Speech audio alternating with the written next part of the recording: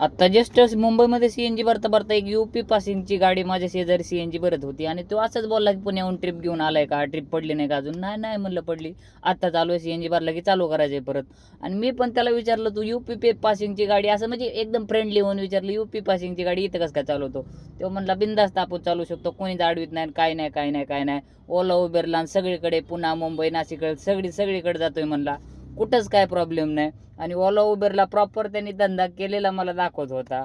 जर यूपी पासिंगची गाडी इथं येऊन इतक्या ओपनपणे जर धंदा करू शकते तर आपण लवकरच घराची वाट बघावं लागणार असं वाटतंय. का तर दिल्लीमध्ये तिकडं पुण्यापेक्षा मुंबईपेक्षा इतकी वाईट अवस्था आहे. आणि ते लोक जर इकडे यायला चालू झाले, म्हणजे आतापर्यंत तर येतच होते, पण त्यांना प्रॉपर MH नंबरची गाडी घेणं भाग पडत होतं.